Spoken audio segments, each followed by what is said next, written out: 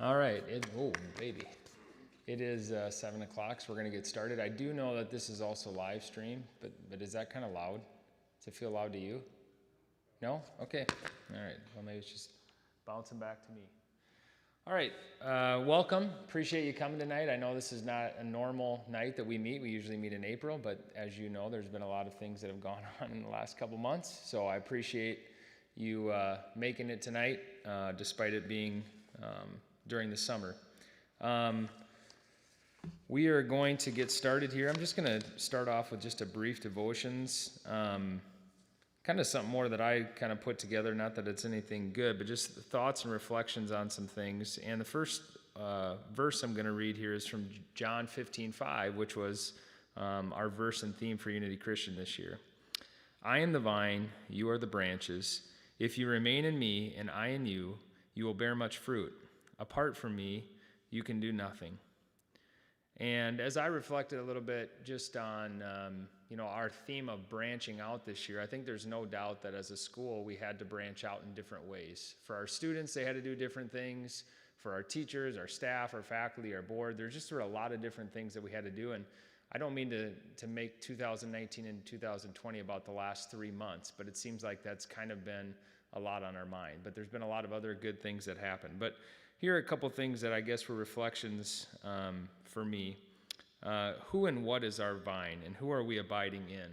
I think through this time and through any time in our life, we have to kind of sometimes go back and reflect on who we're tied into. And I think sometimes even, and we've had this kind of as a theme even in our board devotions the last couple months about, we always are talking about, well, if we can do this and if we can do that, almost like our joy and our happiness will be filled if we can do these events again, if we can have a meeting together again, if we can do this, if we can get a little closer, if we can go out to eat with our friends, or if we can do this, then our lives are going to be better. And I think one of the things that we've challenged ourselves as a board is to just think about that for Unity as well, as where's our joy coming from? And is it found in Christ, or is it found in these other kind of things that are in our life? So I guess the challenge is to sit and ask ourselves, do we have any of those faulty vines? Verse 4, remain in me as I also remain in you. No branch can bear fruit by itself. It must remain in the vine. Neither can you bear fruit unless you remain in me. And so I guess that's just one of the challenges as we continue to think about Unity and think about where we're headed, is that we continue to, as our year before theme was, to stay rooted in Christ. And this year it was branching out. The second one that was a reflection was branches are meant to bear fruit. So if you think about a tree, where's the fruit coming? The fruit comes in the branches. And if Christ is the vine and we are the branches, God has ordained for his purpose and his love to go through people. He chose to do that through us. And so I think that is kind of the core and mission of what we're doing at Unity, is we are training up young people to grow and bear fruit and be disciples. And again, it's coming from the trunk of the tree, but that's not where the fruit is being born. The fruit is bearing on the branches, and those are our students. So, in another verse right around there, this is to my Father's glory, that you may bear much fruit, showing yourselves to be disciples. And our mission says that, proclaiming that Jesus Christ is Lord of all. Unity Christian High School provides a biblically based education to guide young people toward their commitment to serve both God and neighbor in all aspects of life. This is where they're going to bear fruit. And so that's something that we continue to think about as a school, is God's called us to be the branches, and the branches bear fruit. And then the last one is, through times that aren't always great, am I open to being pruned? I think this is sometimes in the last couple months and different times, we don't really like to be sometimes pruned and cut down or have something different than what we're used to happen in our lives. And I think it's a reminder that God will sometimes do that. So verse 2, which is also in John 15, I am the true vine, and my Father is the gardener. He cuts off every branch in me that bears no fruit, while every branch that does bear fruit, he prunes it so that it will be even more fruitful. Dave Furman writes, he prunes us differently, but this is a process we entrust to him, knowing that he is good and at work in our lives. So for our school and for ourselves, what are things that God is maybe, pruning us with? And it's the intention of making us better. And I think sometimes we have periods of life where God is maybe doing that, and I think maybe this was a period for us personally as families and as a school where he's doing those things. So with that in mind, I'm going to say a prayer. Dear Lord, we thank you for Unity Christian. We thank you for its students, its faculty, and also its families. Help us to continue to remember that this school is yours. We ask that you bless it, and we ask that that it bears fruit in your name. Amen. All right. We will start with the most exciting part, the previous reading of the minutes from last year for approval. So Brian, our secretary.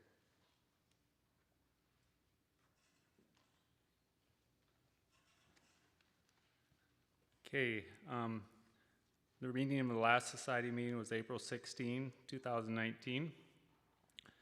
Brandon opened with devotions on Psalm 1. Brian Vanderberg, board secretary, read the minutes of the meeting on April 18, 2018. Brandon Woudstra shared the names considered for board service. A motion was accepted to accept the 21 absentee ballots on the first vote. There were 37 members present, so for a total of 58 ballots. Next was Mr. Dykstra's administrative points, our administrative presentation. Some of the highlights over that were Unity is a TFT school, and he elaborated on what that means. He talked about Unity's mission statement, proclaiming that Jesus is Lord of all. Another way to say this is following Jesus in a world that doesn't. He also noted we have a strong relational culture at Unity and a strong teaching staff. He noted that Unity requires teachers start a master's within 4 years of being hired at Unity. The refresh drive had met its goal, and there was an update on that and what was going on. Also last year was a year of accreditation for the lunch program, foreign exchange program, and CSI accreditation. Unity added another full-time support or academic support position for the school year, hired a new spiritual life counselor, Jake Bima.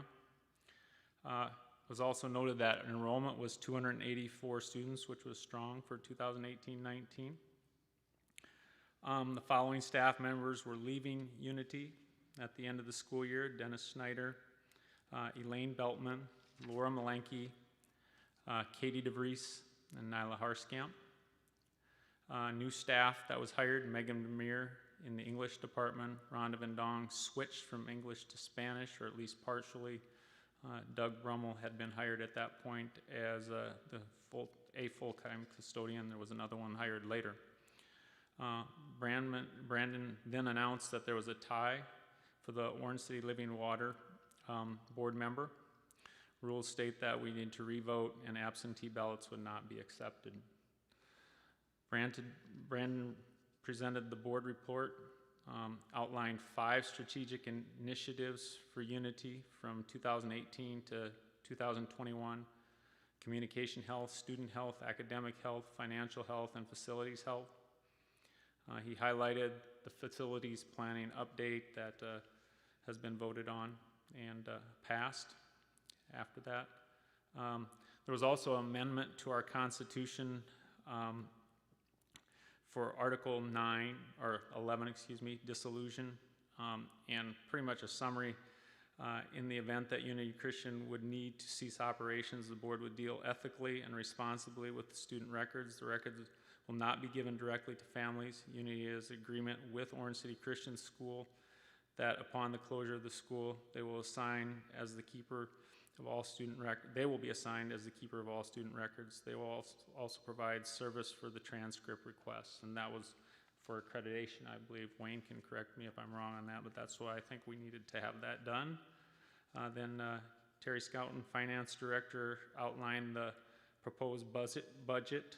The budget increased by $50 for fair share, $300 tuition increase. That included a 2.5% salary increase for staff, Also more for custodial salaries because of the two full-time positions.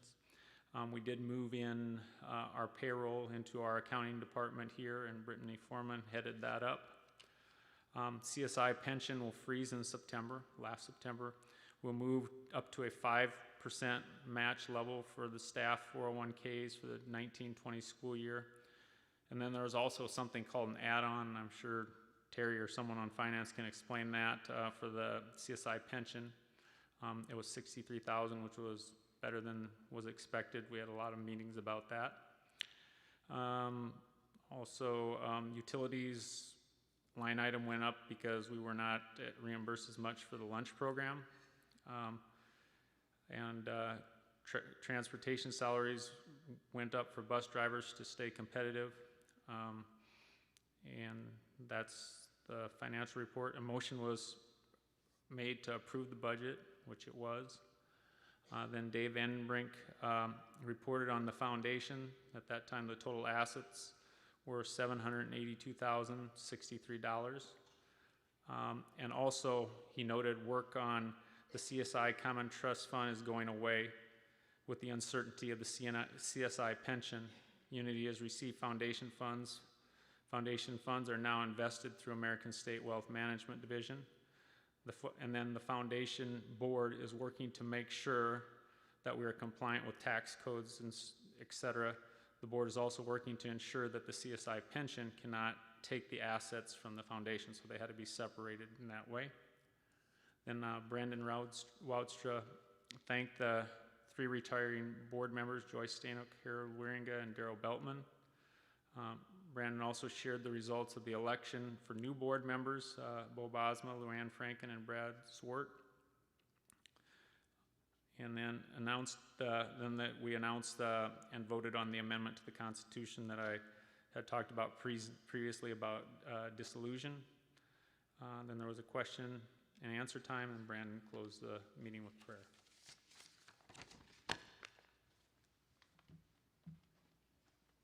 Thanks, Brian. Do we have a motion to approve the minutes from 2019 society meeting? And do we have a second? Do we have any discussion? Questions? All in favor of the approval of last year's society meeting minutes, say aye. Aye. All opposed? All right, those are passed. All right, the next thing on the agenda here is the election of board members. So what we're going to do is I know many of you probably had a chance to maybe read that on the website or at their church bulletin. I'm just going to give a real brief update. I'm going to ask when I read off their names that they would just kind of stand and give a nice, a wave or something. So in case sometimes people are like, oh yeah, that's who that is. And then I know not everybody was able to be here tonight. So we'll start with, and a reminder too, and I don't think Wayne is going to talk about this later, about how the rotation goes for board nominations. But basically a nomination rotation that each a certain amount of years, if you'd ever asked for that, we can also provide that. Certain churches have representation. And then there's at-large bids, and then there's also some years where 2 churches, due to their size, may only have, those 2 churches might be together for that representation. So this year's representation comes from Sioux Center Bridge of Hope, Sioux Center Faith, and then there's also one from the Partner Society.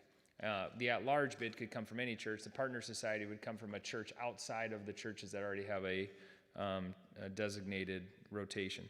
So from Sioux Center Bridge of Hope, Josh Folkerts. Oh, I saw Josh. Hey, Josh. Wife Tina, they have 4 children. Jacob just completed his freshman year. Jenna is in 7th grade at Sioux Center Christian.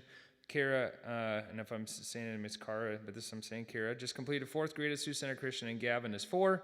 They attend Bridge of Hope, and he is a senior network consultant at Premier Communications. The second board nominee from Bridge of Hope is Mick Vandegreen. Here's Mick. Mick is married to Cody. They have 3 children. Lauren, who is going to be a sophomore at Unity. Jordan and Jack, who are going to be in 7th and 1st grade at Sioux Center Christian School. And he currently serves as legal counsel for Ambank Company in Sioux Center. So those are the Bridge of Hope nominees. Sioux Center Faith Christian Reformed, church is John. I don't know if I saw John here. Okay, John Deckers. He lives on a farm just south of Sioux Center, married to Teresa. They have 4 children. Gracie is an 8th grader at Sioux Center Christian. Jax will be a 6th grader. Isabel, a 3rd, and Xavier is in preschool, and they attend Faith CRC, which I mentioned. Valerie Van Beek. I don't know if I saw Valerie here either. Okay, Valerie is the other nominee from Sioux Center Faith, married to Ryan. They have 3 children. Peyton is in 5th grade. Autumn is in 3rd grade, and Dylan is in 1st at Sioux Center Christian. And she works as an administrative assistant at Integrated Financial Planning in Sioux Center. And the last one is the Partner Society. The 2 nominees that we have are Pastor Tim Breen. I don't know if I saw Tim. He is the pastor at First Reformed Church here in Orange City. His wife Tamara. They have 3 children: Jericho, who's in 6th grade at Orange City Christian; Selah, who's in 4th, and Alexandria in kindergarten. And then the last one is Scott Zylstra, who I saw. Scott. Scott is married to Stacy. They have 3 girls. Tara will be a senior at Unity this coming year. Michaela will be a sophomore, and Addison was in 7th grade at Sioux Center Christian and is a member at New Life Reformed Church in Sioux Center.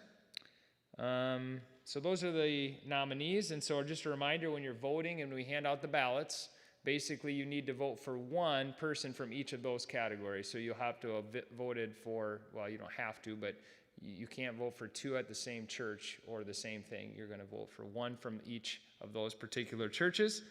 And prior to that, I'm going to ask if we would have a motion to accept absentee ballots. We have 1, 2, 3, 4, 5, 6. Any other ones out there?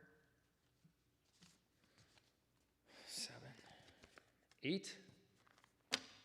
Entertain a motion to accept the absentee ballots. Okay, and we have a second. Any discussion on that? So we had, again, there's a better count here again. 1, 2, 3, 4, 5, 6, 7, 8. So we have 8 absentee ballots. All in favor of allowing absentee ballots, say aye. Aye. Okay, that passes. So we'll count those 8. And then we are going to hand out the ballots. Jamie, would you be able to help Wayne, and then also maybe Doug's got them. Okay, sorry, my bad. You volunteered, so thank you anyway. Appreciate it. So we'll hand those out, and we're also going to do counting at the same time here. So we just want to know how many are going to be voting. So I'm going to start here. We'll go, and then we'll kind of work our way back. So I got 1, 2, 3, 4, 5, 6, 7, 8, 9, 10, 11, 12, 13, 14, 15, 16, 17, 18, 19, 20, 21, 22, 23, 24, 25, 26, 27, 28, 29, 30. 31 with Mick, and then Doug and Nathan, so 33.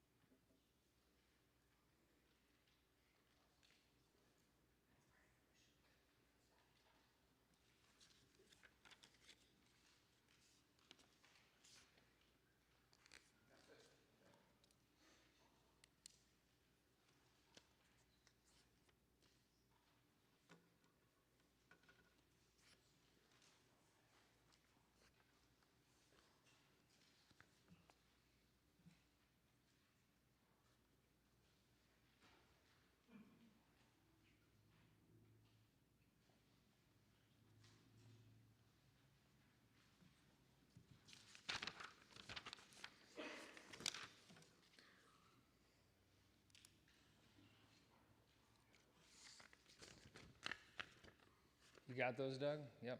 I gave it to Bo. Anybody else have any ballots out there? Okay, and I think Pete is going to help as a non-board member just to verify the counting. And also, Pete.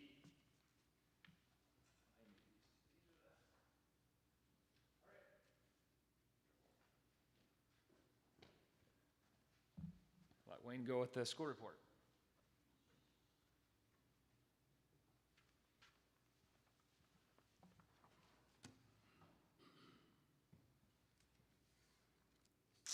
Well, thank you for coming tonight, and thank you for partnering with us this year in what is the most unusual year of education all of us have ever seen.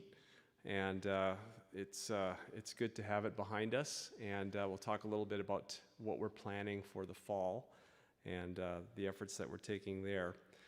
Brandon shared the mission statement earlier, and I just want to share it again with you, proclaiming that Jesus Christ is Lord of all. Unity Christian provides a biblically based education to guide young people toward their commitment to serve God and neighbor in all aspects of life. Every time I look at the mission statement, a different phrase jumps out. But as we have been watching the news, if you've been watching the news in the last month, more than ever does our world need to know about the lordship of Jesus Christ in all of life. And there's no better place to take young men and women, teenagers, together and to give them that biblically based world and life view that will help them address the complexities and the problems in our world and in our country today. We have missed the opportunity to be face-to-face with them, and we have done our best in an online platform, but just with what's going on just in the last 3 weeks, I'm excited to have kids back in the building, and we are excited as a staff to guide them, to discuss with them what's the Christian response. And it's complex and it's deep, but there's no other way and there's no other place we'd rather be to do that than here at a Christian high school. So thank you for your support of our mission. Our goal is to launch young men and women. I often think about Unity and Christian high schools are like a springboard to dive into that next chapter of life, and our job is to prepare kids academically and spiritually to go into that next phase of life toward their commitment to serve God and neighbor in all aspects of life. So we take our mission seriously. The COVID impact. It was so surreal. We were having an unusual Sunday night meeting, the board executive, on March 16, and in that meeting, we were talking about what are we going to do if the governor doesn't close the school? What are we going to do on Monday morning when kids come back to school? That previous Friday that we had said, take your books home because we don't know what's coming. And on that Sunday night, we were in weekend meetings with other schools discussing what are we going to do. And the governor put an end to it for us halfway through our meeting on that Sunday night. People's phones started popping and exploding, and the governor had just decided that all schools in Iowa were closed on Sunday, March 16. On Thursday, March 19, our staff began teaching online. And we have an excellent staff, and they rose to the challenge. We called it a crisis response to online education. We had done zero training on how to teach online. We have taught each other how to use technology, but we never, ever thought in this school year we would suddenly be flipping a switch and absolutely everything would be going online. But our teachers rose to the occasion. Teachers taught teachers. There was so much healthy collaboration and communication. Hey, try this. I couldn't get my video to work. What I'm showing is backwards when I'm recording. How do I fix that? And lots of phone calls, lots of encouragement, lots of peer support. And again, our teachers did a fantastic job. We don't know what the future holds for the fall, but we are planning actively to deliver an excellent Christian education. We, as a school, the board approved us joining 16 other schools through the Center for Advancement of Christian Education at Dordt University. We have joined 16 other schools and looking at every single aspect that we need to be prepared for in the fall. From transportation to food service to social distancing guidelines to medical screenings, all of it. How are we going to respond? We have 9 different staff and board members that are part of teams that are meeting weekly and reporting back at the end of the week. And by the end of June, the board will receive a full recommendation of how we believe we have to move forward into the fall. We are also in concert with some other really good schools, and we can also look at what they're doing and their plans and take the best of other schools and bring it into our school as well. We also are just underway now with a parent survey. I'm sure if you're a parent here, you've seen that opportunity. If you have a chance and you haven't, please fill out that survey.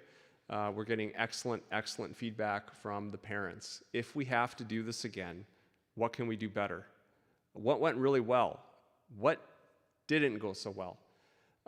We responded in crisis to our plan on March 19. We can't say it's crisis on August 24. If we go online, we have to be prepared at that next level. And so we are carefully studying ways to do that. We also hope that school will just go back to normal on August 24. We are really hoping.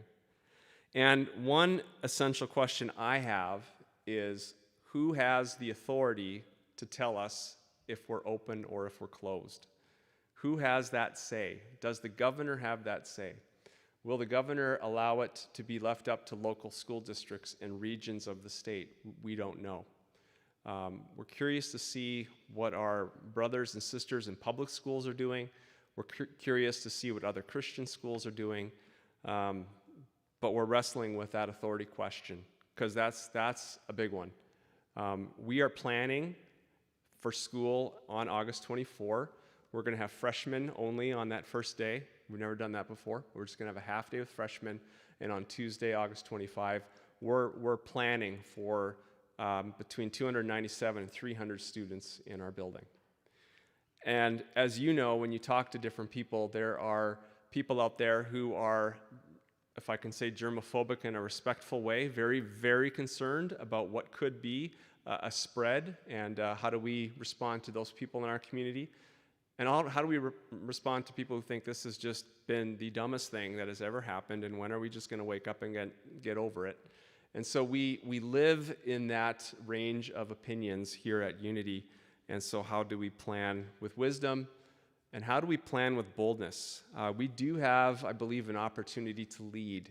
Whether it's a pandemic or racial tensions in our country, we have the truth, we have the answers in the Bible, and we have the opportunities.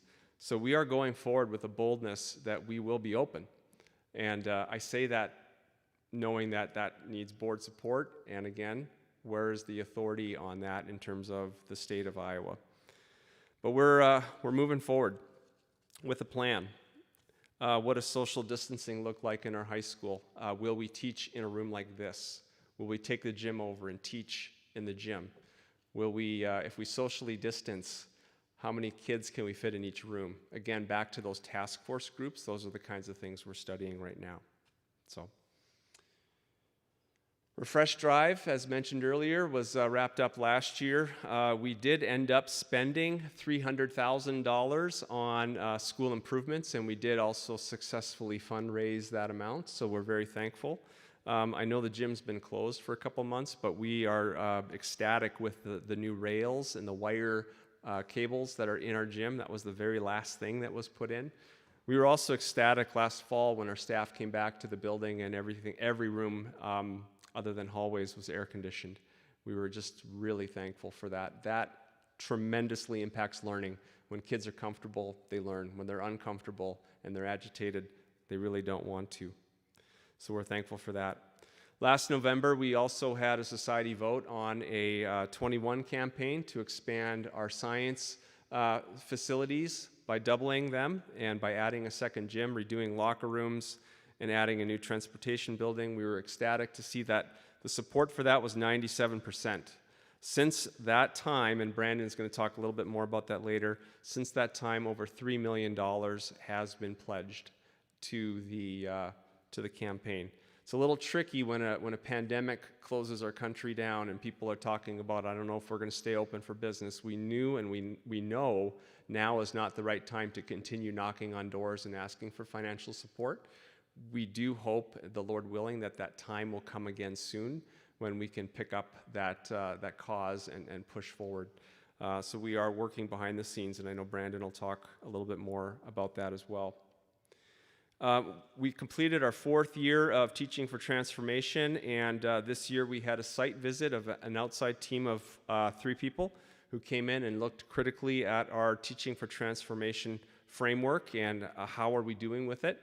And we were both encouraged and challenged to be better, and we're thankful for that. One of the recommendations that came out of accreditation last year and also came through the TFT visit this year is our need to add in the area of supporting instruction. And so the board this past year approved the hiring of an instructional coach at our school, and that is Mr. John Howarda, who's serving as a social studies teacher and coach. Next year, John will spend 50% of his day helping teachers get better at their craft, and in a peer, collegial, collaborative way, not in an evaluator way. That's my job, but for teachers to just work with John, and we're really excited to add that. As we talk about personnel changes, I'll talk about what's John giving up and how's that all fitting with everything else, but we're just really excited that came out of the TFT evaluation. For program additions, we're excited with our instructional coach ad, but we also have 3 classes that are going to be significantly revised or new next year. Rudy Folkers is going to be teaching an advanced ceramics course, and Rudy is giving up yearbook to do that. Mrs. Megan Vermeer has picked up yearbook, and she's adding a journalism theme to it. So when the kids aren't working on yearbook, they're going to be writing and doing different journalism projects, and that's a passion that Mrs. Vermeer has as well. And then we're bringing back a class. That class is called Applied Science, and a lot of our kids, when they get to their junior year, they've had physical science as freshmen, they've had biology as sophomores, and normally the path is go into chemistry, go into physics, but we also have kids here who aren't ready for physics, who aren't ready for chemistry, and what is that option? And due to, I would say, enrollment decline 7-8 years ago, that class went away, and that class is now coming back with some enrollment with growth. So we're excited to serve our kids in that way as well. I'd like to just highlight some personnel changes. We have some people that are wrapping up their final year here, and to me, it's just so sad that the unfortunate part of social distancing and not being together is that Mr. Kauk on March 16 did not realize, wow, that was my last Sunday night prepping to go back to school and teach the next day, because the next day never came in that traditional sense.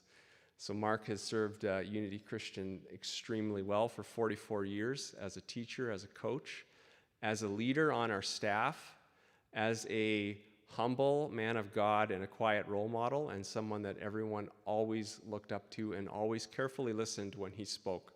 So we're just, I don't want to go too far into, I know you're not a man of spotlight, but thank you, Mark, for your 44 years here at Unity, and God bless you.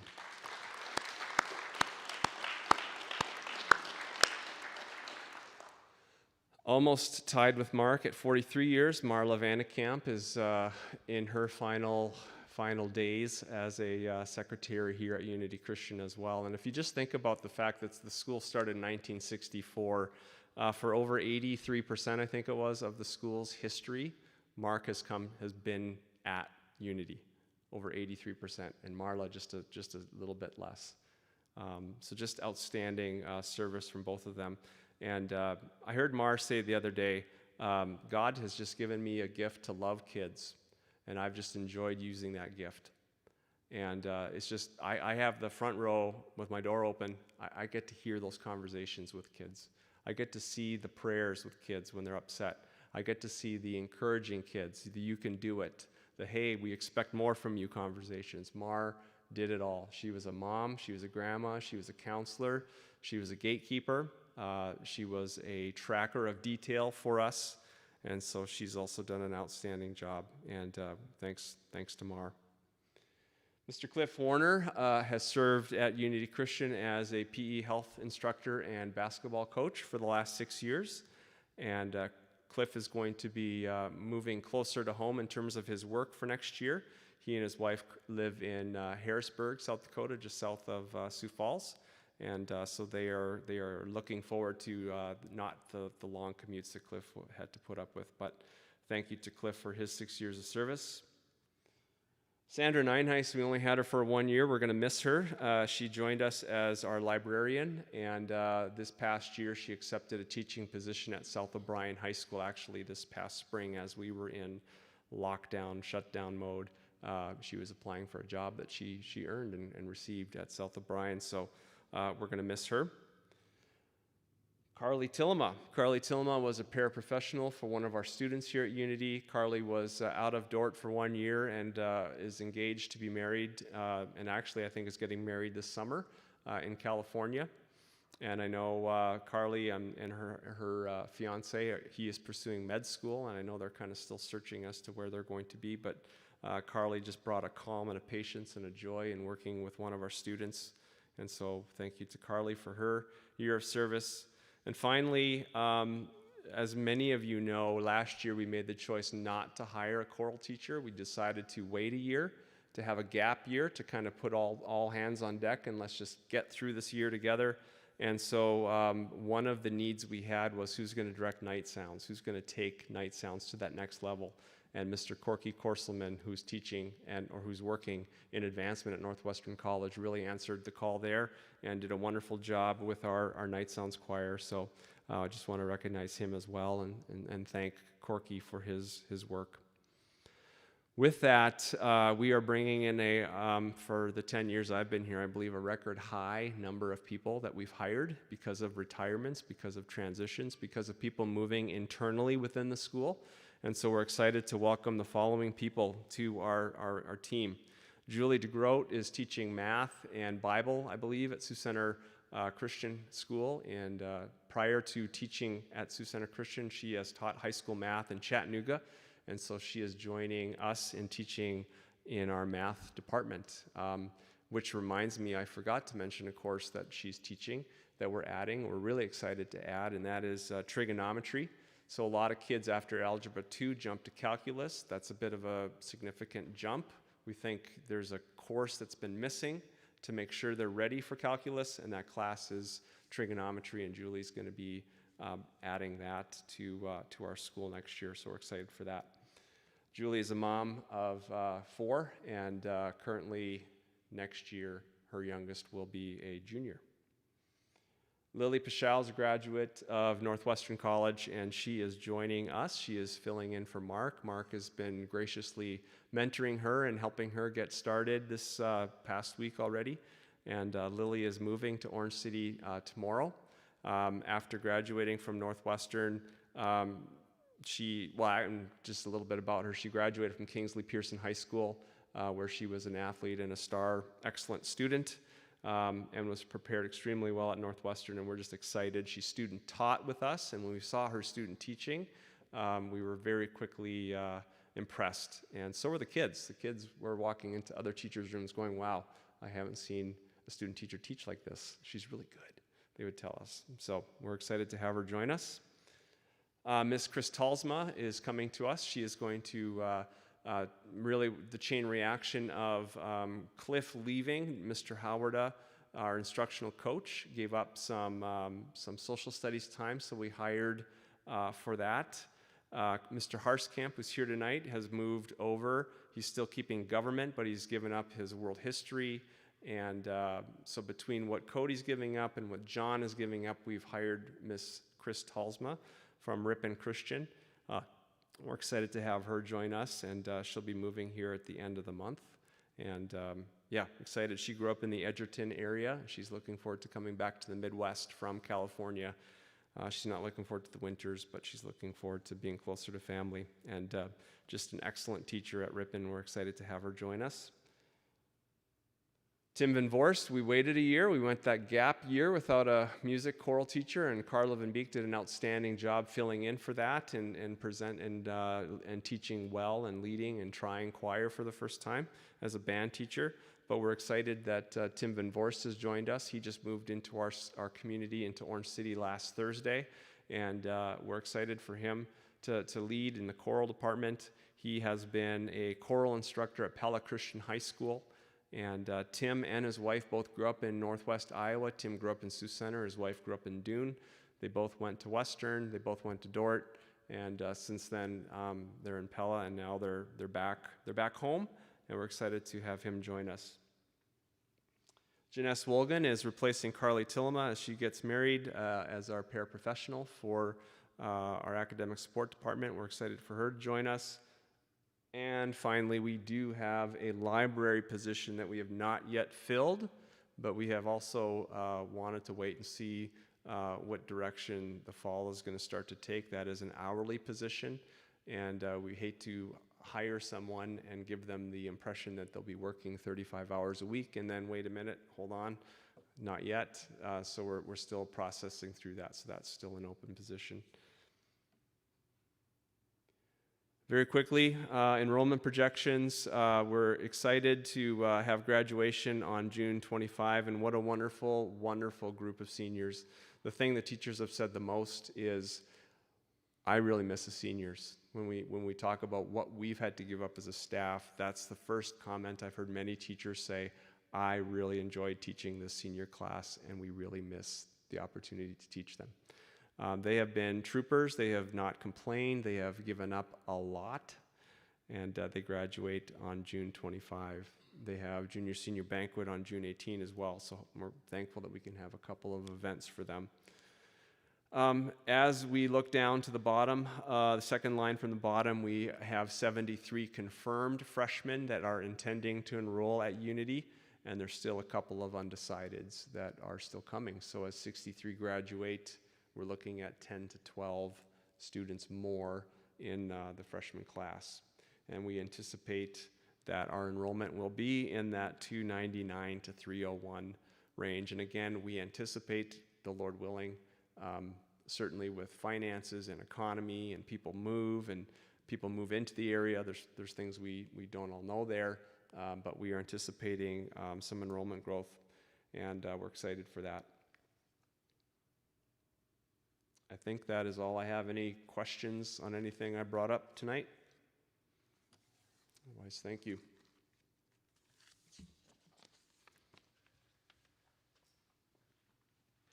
Thank you, Wayne. One thing is, as we move here, and I'll get to the board report, Bo had said that one of the absentee envelopes, we counted 8 envelopes, had 2 ballots in it. So I don't really know the exact protocol on that, but I guess if we're going to accept an additional ballot, we'd have to have a motion from the society to accept the ballot. And we can discuss that too if there's any issues. Honestly, I'm not 100% sure how Robert's rules would apply to that. So I guess I'll open that up if anyone would want to make a motion to accept. And I'll probably would say that those that collected the ballots maybe not abstain from a vote here. But does anybody want to make a motion to accept the 9th absentee ballot? Okay, is there a second? Okay, any discussion over whether or not we should or should not accept that 9th ballot?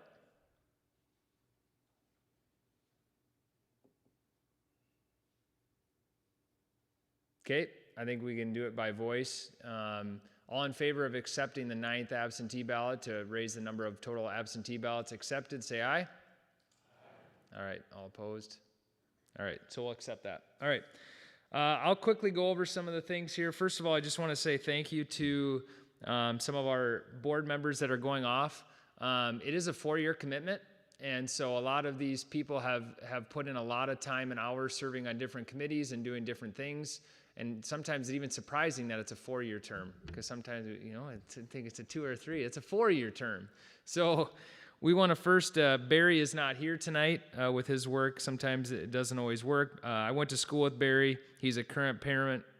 He was, he's been here for 4 years, so he was kind of at the beginning of the last building project that we had all the way into the new one, and that's kind of one of his areas of expertise, so we appreciate his input.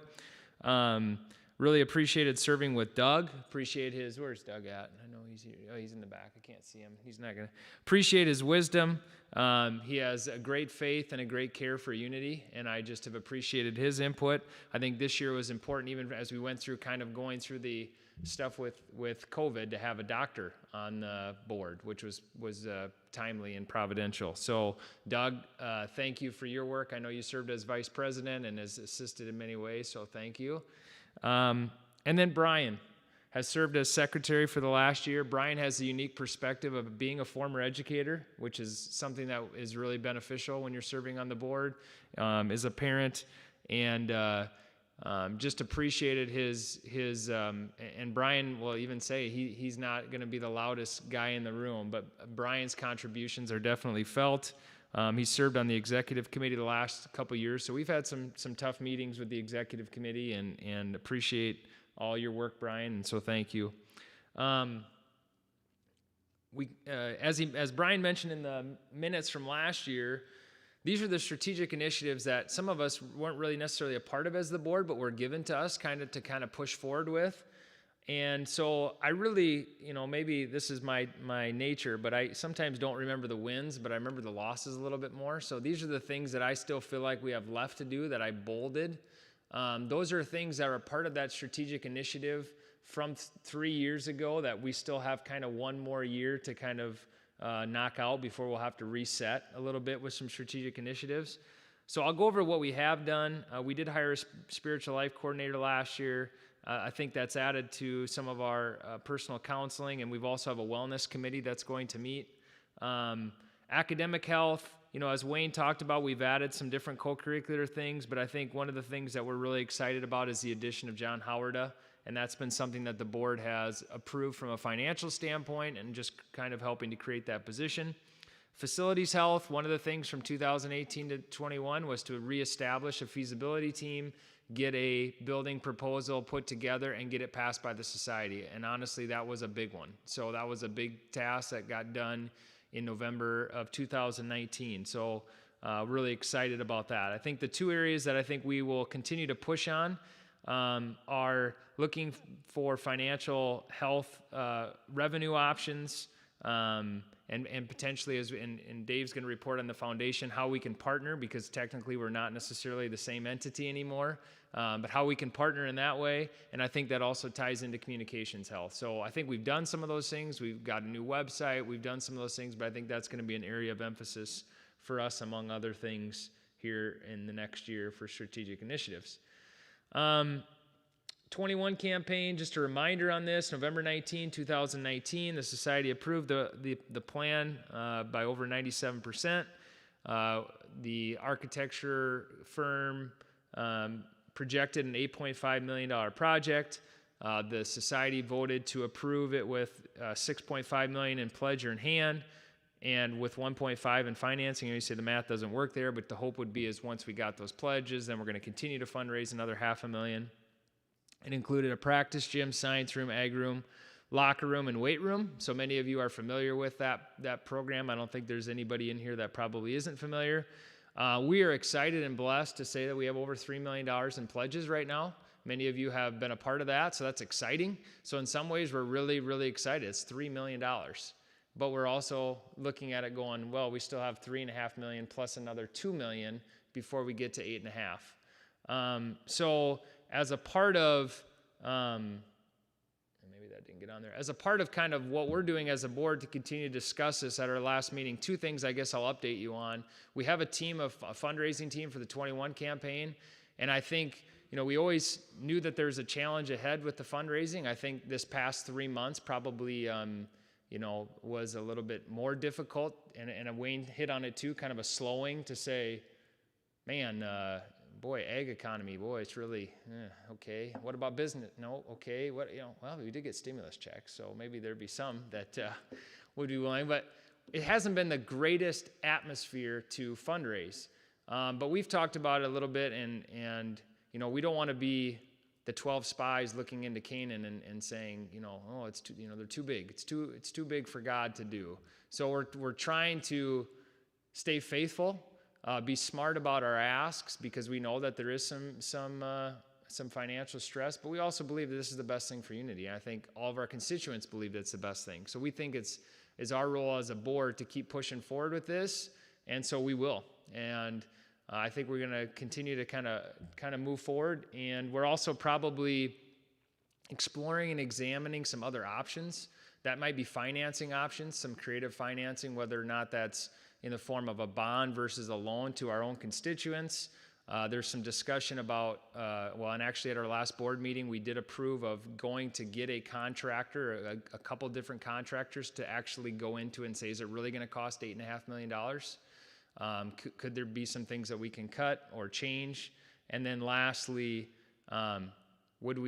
this wouldn't necessarily be a phase, but would we consider building with a shell to some degree? So if we did half the project, whether it's the locker rooms or whatever, that we would just get some of it done. Because one of the ideas was, it wasn't to phase it, the building was together, and so it's difficult because they're not in two different areas. One of the cost savings that they believed that was going to be there was from having one contained area that we built on from the outside. So those are things that we're looking at. We haven't changed anything. We can't do anything without a society vote.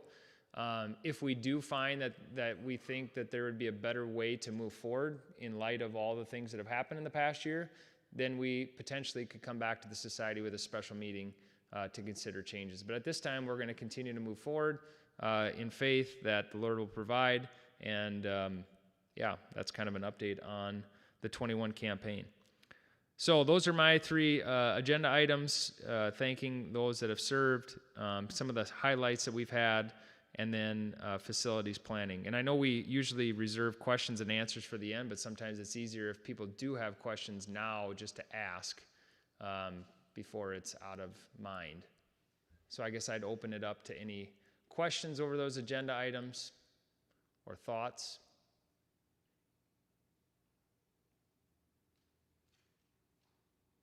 All right. Terry's up. Thank you.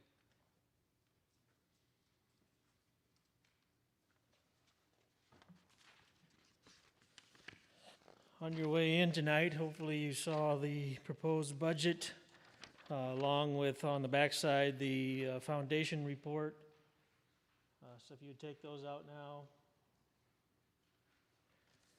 And we'll go through what the board is proposing for the budget for next year. Probably the main concern that everybody has in their mind is what's tuition going to be, and is it going to increase or not?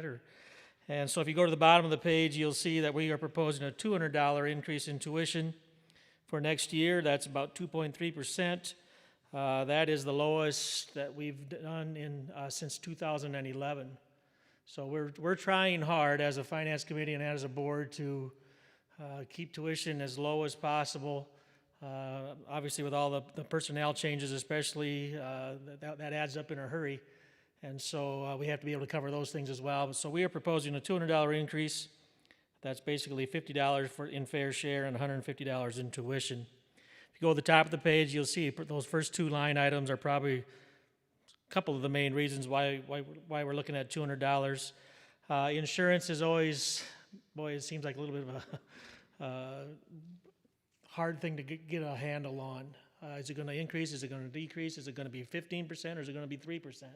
And we've been all over the board. I looked at the last 6 years, and we've had 3 increases and 3 decreases, and some of them have been 19%, and some of them have been 2%. So very, very hard to predict where that's going to go or estimate. But this number here represents what we believe to be the insurance premiums for next year. That does include a 10% increase, and we won't know what our increase is. Normally, I find that out in July or August on what our premiums will be for next year. So we are planning right now for a 10% increase in the premiums. You'll see the administrative educational line item. That's all basically the staff changes that Mr. Dykstra talked about earlier. You'll see in the accounting area, we're up a couple $1,000 as Brittany took over this year. This was our first year of doing our own payroll in-house, so we weren't quite sure where that was all going to land, and basically that's fees that we're going to come up short on this year that we're going to plan for next year. You'll see the pension is up significantly. Basically, that is the $16,000 increase in the CSI pension add-on That was referenced earlier. I believe Brian read about the minutes. The CSI pension, if you don't know, basically they went to a 3-year phase-in for contributions for all of the schools that are part of it. They went from 10 million to 13 million to 16 million, while then our share of that increase is about $16,000 over what we paid this year. That's just to the CSI pension. On top of that, we also pay the 401k of our staff at 5%. So basically, the majority of that increase is to the CSI add-on. If you go down through the supplies, you'll see there in supplies and building, custodial and maintenance are both increased. Again, with the whole COVID thing, what are we going to need for the coming fall and all throughout the year in terms of cleaning products and those kinds of things, sanitizer, disinfectant. So we chose to increase both of those areas. You'll notice in transportation, the wages for our bus drivers, they actually had a 5% increase. Our staff had a 2% increase. Why the difference? Because we are trying very, very hard to stay in the ballpark of bus driving in the area. And many of our competitors, especially in the public school realm, they're $25, $26, $27 an hour or more. This increase is going to bring our bus drivers to $20.50. So we're basically about 83% of what some of our competitors are. Now, we're very close. In fact, we're kind of leading amongst Christian schools in the area. So we're trying to keep them so that we can attract bus drivers. And if any of you think $20.50 an hour, it sounds like great money, see me afterwards, because we are always in need of more bus drivers. So we can maybe work something out there. You'll see down there probably the biggest item in the transportation is the new bus. For years and years we've talked about why are we not budgeting for half a bus per year, because we replace them every 2 years. We have 7 buses. Actually, this year we have 8 because we kept one. So they're around for 14 to 16 years. That's a lot of miles by that time. And when we're done with them, there's not much left to them. They're not worth a whole lot. So this year we decided, and probably most of this is because we feel our enrollment is going to be pretty strong, we can build that into the budget. So basically a brand new bus is going to be anywhere from $95,000 to $100,000, depending on the size and what we go with. So we're budgeted this year for $48,000. That's and then again next year, and that should cover the purchase of our next bus. Promotion area is basically the same. Capital funds, you'll see there. The capital improvement line item, this year we put $15,000 in. That's the first year we've done that. The board has talked many years about we really need to start looking not only at projects and campaigns, but what are we doing with our current building? You know, there are parts of our facility that are quite old, and they need upkeep and updating. So the board has proposed for next year that we increase that even more. Things like windows, roof repairs, carpeting, bathroom updates. If you've ever been in some of our older bathrooms in our classroom wing, they're in need of some attention. And so hopefully we can start to chip away at some of those projects. And so that's why we're proposing $10,000 more there. You'll notice then in the revenue section, the auxiliary, we are not planning on anything. They've kind of got out of the fundraising phase, and they're more into encouraging our staff, helping out in various ways. And so they've got out of the hostess suppers and the bakeless bake sales and those kind of things. And so we are not planning on any money from them for next year then. And then the foundation, I think Dave will talk about this later. Where does that number come from? That's basically 4.5% of our January balance comes from the foundation into our general fund every year. So that's basically the budget. Thoughts, questions, comments? Otherwise, Brandon will come back and take a vote on it. But anything you're curious about? All right, thank you.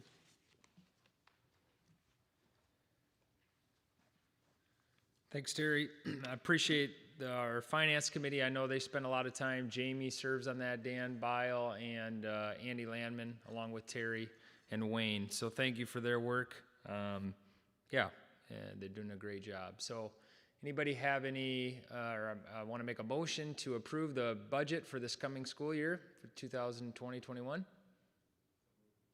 Support? Okay. Any other discussion or questions? All in favor of approving the budget as proposed, say aye. Okay, so that the budget passes. I'm going to go next to Mr. Dave Vandenbrink with the foundation.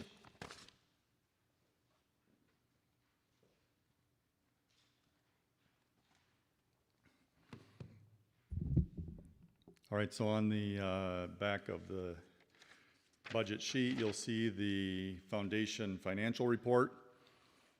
And it's broken out last year and then the year prior, and then just a January 31 of 2020 snapshot. So what you see there is as of January, current balance, $862,109. As Brian alluded to from the reading of the minutes last year, we were tasked with taking the funds out of the CSI pension plan because of everything that's going on there. If you heard about that, obviously Terry alluded to it. So what we ended up doing last year was a busy year where we ended up putting together a proposal and sent them out to the local financial institutions to have them come back to us showing what they could actually offer, what their services look like, their fee structures and all of that. And as it was mentioned, we actually chose American Investment and Trust. And so it's been a good partnership so far. Part of what we found is when we had ended up receiving the funds from CSI and then putting them into a money market account to hold them for a bit of time, and then getting them reinvested with American Investment and Trust. A little bit of a delay when you think about what the actual markets did in 2019. So unfortunately, we didn't capitalize on a lot of the run-up. I mean, we did okay. We didn't go significantly backwards on that because of pulling the money out of CSI, but we didn't gain like a lot of what your maybe personal investment portfolios did. So a better gauge of that is looking at the January statement. We actually had some good gain on that. And then all of a sudden here we go into March, April, May, and the stock market takes a nosedive. So the good news is because we did our due diligence and looked in depth at the investment policy, I think we're aligned very well. The actual statement that I received today shows that our asset value that we have currently with American Investment and Trust is at $766,000. So yes, the market has come back, but the good news is we didn't have it in a lot of equities and lose a lot of that and have a larger negative position. So I think overall feeling very blessed with that and sitting fairly well. One goal that we've always had, and we've talked about it, is our goal from the foundation, having $1 million in the foundation by 20 and 21. Based off of the current market situation, we don't know that we're going to get there. Obviously, it's a bar that we set many, many years ago, trying to achieve it. But when you look at the Brandon mentioned financial health and what that looks like and how we partner with the school, and Terry alluded to the fact of we take 4.5% of our portfolio as of January, and we hand that check over to the school to help with the budget and what that looks like. Obviously, we know that it's a challenge because of that being $35,000 to $40,000 a year, and we also pay $5,000 worth of Brittany's salary. Those are good things, but we also take a back door when we have building projects. And so we don't make a concerted effort or a strong push because we're trying to ask for funds from the same people that we're trying to raise money for buildings. So we know that it's a balancing act, and we just work through that. I think overall we're sitting very well with the amount of money that we have. Sure, we'd like to see it be more than that, but we understand the dynamics of the way that looks. Couple of things that we really wanted to nail down was the separation because of the CSI. I mean, there was a lot of talk about, can they reach out, and if the CSI pension completely goes away and they want to take the monies back from the school. So we had some legal expense and spent some money to make sure that we were structured properly so that they can't just reach out and say that's money that we want. So we've gone through and done all of that. We've revised the articles and bylaws because of that. And so there's been a lot of background work, and it's been fruitful, and I think we're set up well going forward into the future. So with that, I guess I'd ask if anybody has any questions.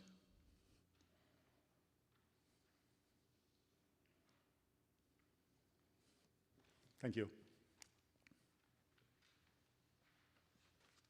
Thanks, Dave. I know he has spent quite a bit of time with the foundation and served on the board prior to that, so we appreciate all your work with that. I better get those.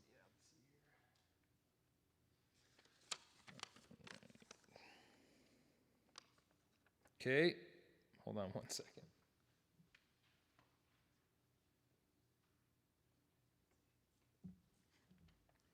Okay, so we do have a tie in one of the churches, and that is Sioux Center Faith, CRC, with John Deckers and Valerie Van Beek. So last year we had the same thing, so it's very interesting. And so what we basically did at that point was remove the absentee ballots and we vote again. So do you guys have some extra ballots that you made? Okay. Oh, wow, on top of it. So if you want to pass those out. So we had, prior to the absentee ballots, we had 33 people. Is anybody here that was not here for the count? Were you here, Luann? Okay. So we have 34 present now. Anybody else or anybody leave?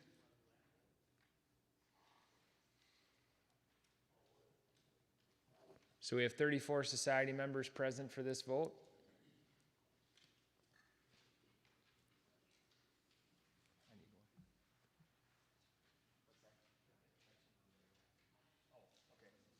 Doug, I'll take them. So just Sioux Center Faith, just so we've got it here.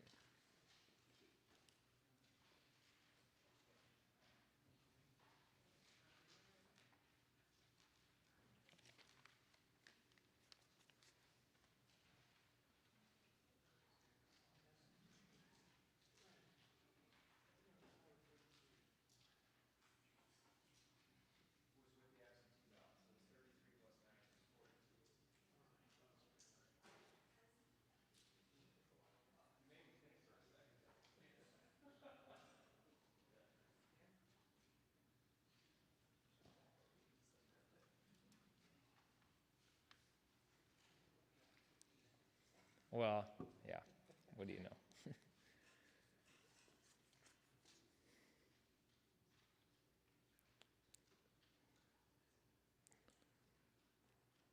So from, this is going to be for the other one, for Sioux Center Bridge of Hope.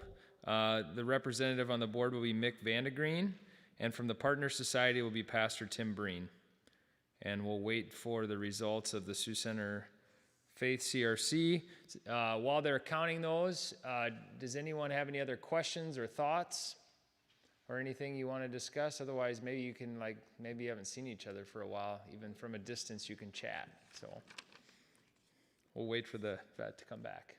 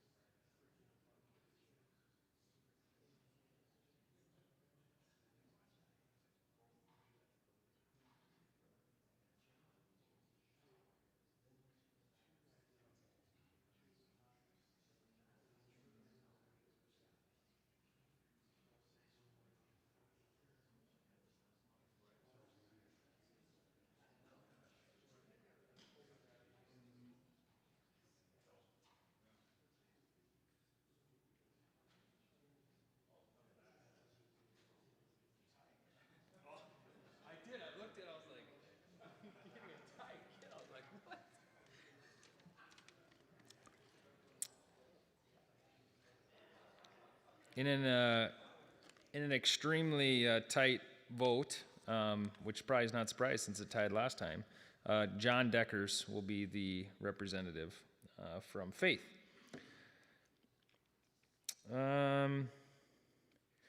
Any other questions? Otherwise, I'm going to close this in prayer, and then Shannon, would you be willing when we do the doxology to start that? Because nobody wants me to do that, and I know Harry, you used to do that, but we got, come on. All right, so I'm going to close this in prayer.